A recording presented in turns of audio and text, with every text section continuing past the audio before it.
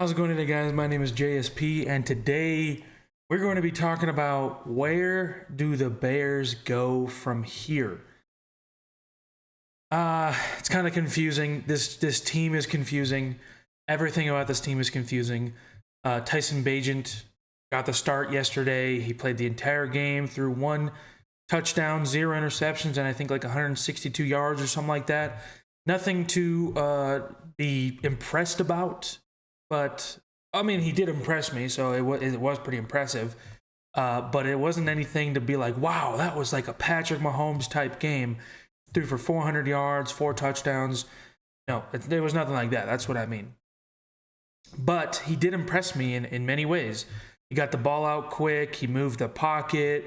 He rolled out of the pocket whenever he felt pressure. That's something Justin Fields doesn't do. He's a statue back there most of the time.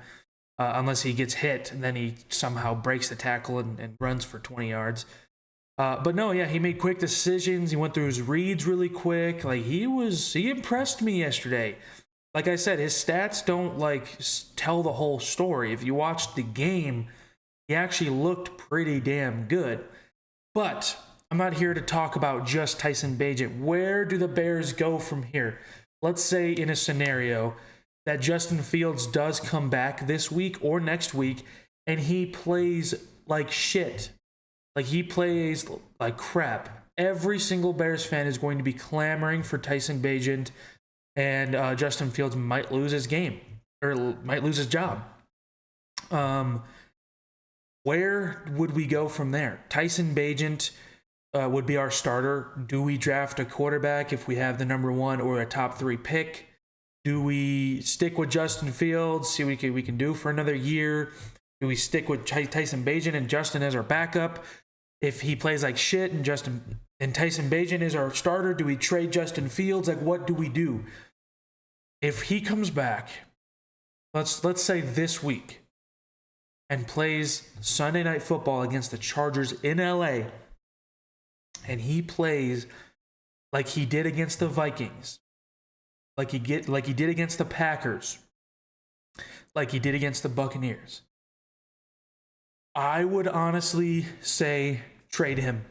I really would. And yes, I am stupid. You can call me stupid. You can call me an idiot, all you want. Trade him. Get as much out of him as you can right now, because his stock is just going to keep going down. If you keep starting him and he keeps regressing, his stock will go down. I know you can get at least a 4th round pick, because that's what you got. That's what the 49ers got for Trey Lance, who played, I think he started maybe 6 games in 3 years. Justin Fields definitely has those flashes. Trade him to the Falcons. Trade him to, I don't know, the Jets. I don't care where you trade him. Get at least like a 4th or 5th, or like a 3rd or a 4th round pick. You're not going to get a 2nd. You're not going to get a 1st. But if he comes back, let's say this Sunday, I would literally consider, or I would be clamoring for him to get traded, because we have Tyson Bagent. Or you can sit him the rest of the year. I don't know. We have Tyson Bagent. Yes, he's a undrafted rookie out of a Division II school in West Virginia. But he had one of the best, if not the best, Division II college career for a quarterback ever. He had an insane Division II quarterback career. And yes, he's playing against schools I've probably never even heard of. But you cannot tell me it was not impressive. Look at his tape. Go look at his stats. Go look at all of that. Yes, like I said, he was not playing with or against good schools, but he was impressive. If you watch his tape, he impressed a lot of people with his tape. He did not look like a D2 quarterback. Sometimes he even looked like an SEC level caliber quarterback if you actually watch his tape. Now, I'm not saying that's going to translate into the NFL. It never always does. It almost never does. But you have to find the diamond in the rough. You have to find that Brock Purdy. It doesn't look like it's going to translate in the NFL, but it does. Okay, he had a great day. He threw no interceptions. He had a really nice passer rating. I think he threw for 21 of 29. Like, he only had like 8 incompletions. And yes, they were not hard throws. Like, they were not 20 yards down the field. I don't know why we didn't attempt at least one of those. But he did have some really impressive throws, especially to the one to Mooney on the sideline. He had one to DJ Moore to the end zone. Unfortunately, DJ Moore dropped that pass. It got wobbled out by the defender, and he dropped it. And DJ Moore makes that play 9 times out of 10. That was in a perfect spot for DJ Moore to get. But unfortunately, the defender got his hand in there and knocked it a little bit loose. DJ Moore, he usually is stronger than that. Like, he usually makes that play like 90% of the time. But unfortunately, it didn't come to be. But it was a perfect throw by Tyson Bagent in the end zone. He was really good. He went through his progressions, all of that. Like I said, I am not saying it's going to happen, but if Justin Fields comes back and he starts to play again like his old self, oh man, Bears fans are going to be clamoring for him to be benched for Tyson Bagent. Now, I don't even have an opinion on this yet. It's just one game. It's Tyson Bagent's first start against a lowly Raiders. So yes, it is an NFL team. That is very true. He went from college to the NFL. He went from D2 to the NFL. And he won his first ever start. 30-12. Now, they didn't score 30 points. I think we scored 23 points offensively, and then or 24 points offensively, and then Dalen Johnson had that pick 6. So we still scored a decent amount. Our defense is honestly kind of turning it around. Yes, we've played the bad Vikings. We played the bad Raiders. But even against bad teams 5 weeks ago, we were terrible at defense. So, I mean, when you're playing bad offenses, you got to take advantage, right? And the Bears have been. Now, we didn't win last week because Justin Fields was playing and he didn't look great. He looked like his old self again. And then he got hurt because of, not the offensive line, it was because of him. He got himself hurt because he was holding onto the ball too freaking long. And then Tyson Bagent comes in the next week and we score 30 points. Like, it looks bad on Justin Fields. It really just does. Like, I'm not picking sides here. I'm not one. I only care. I am a Bears fan at the end of the day. I don't care who the quarterback is for the Chicago Bears. I don't care. All I care about is winning games. Oh, but you're not going to get a good draft pick anymore. You just ruined your chances at getting Caleb Williams. I don't care. I don't care. At the end of the freaking day, all I care about is winning games, because that is fun to watch. Watching a team tank is not fun to watch.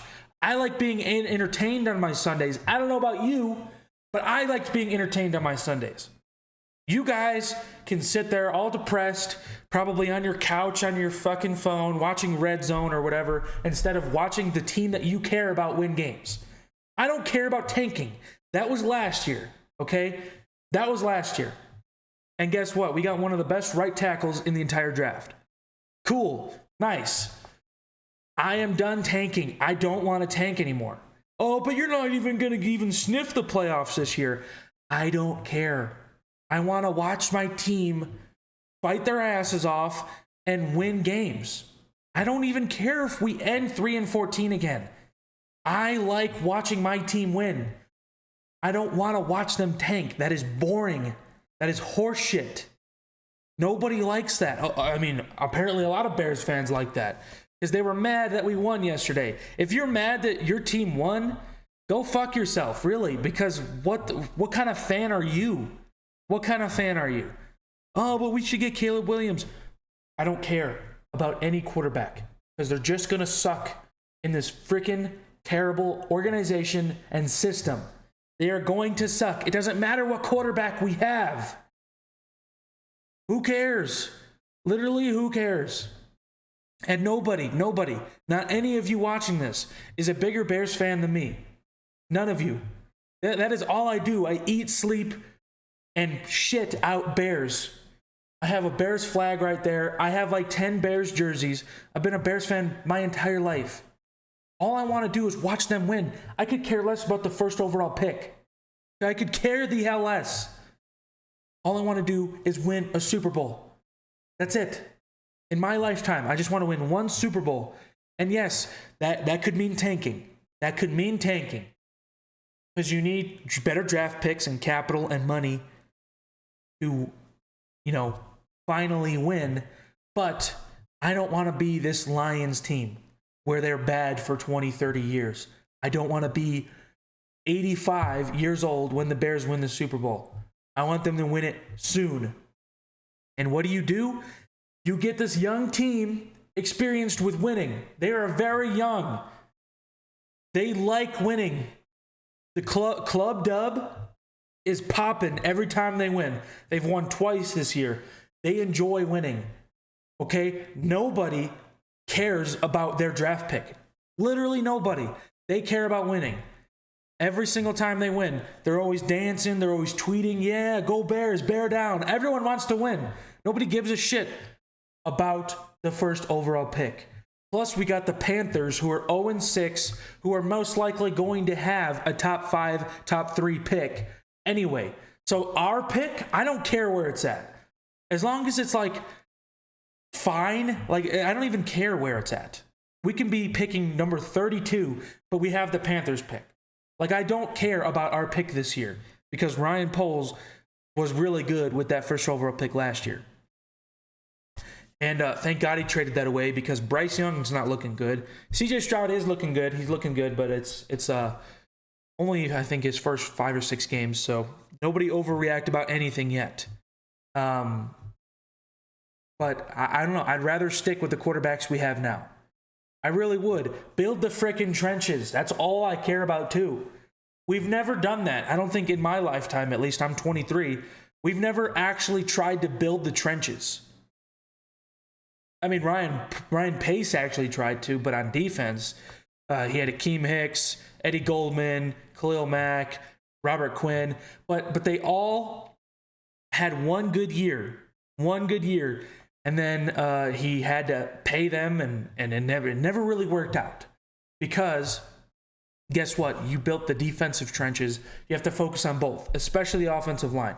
I think the offensive line is a little bit more important than the defensive line because I think we have a little bit of an above average to maybe like slightly just average defensive line, and we're stopping the run.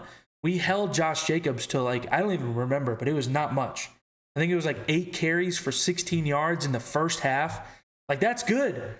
The number one rushing leader last year, we held him to 16 yards in the first half. I don't remember what the whole game was, but it wasn't much. I didn't hear Josh Jacobs' name very, very much yesterday. But build the trenches. Build around this young team. That's all you got to do. Imagine Justin Fields with as much time as Jalen Hurts was getting yesterday. Imagine Justin Fields with as much time as Brock Purdy gets, as Jordan Love gets. Every time I watch another team, I'm like, holy shit, this dude's getting 10 seconds to throw the ball. He's able to sit back there, make a sandwich, sip his tea, and then throw the ball. Justin Fields is running for his life half the time. Cody Whitehair got moved back to guard, thank God. Lucas Patrick still didn't look very good. He still had some low and high snaps. What is going on with our centers, man? What is happening with our centers? He wasn't as bad as Cody Whitehair the past 2 weeks because he was snapping it above Justin Fields' head, all the way, 10 feet high, and Justin Fields had to freaking jump for it. No, Cody Whitehair didn't look, Lucas Patrick didn't look that bad, but didn't look great either. So our offensive line actually pretty much, they held their own most of the game. Not the entire game, but they got 2 sacks, I think, on Tyson Bagent yesterday. Of course, you're not going to hold Max Crosby for the entire game. It's just not going to happen. But anyway, let me know what you guys think in the comment section below, and I will see you guys in the next one. Have a good day.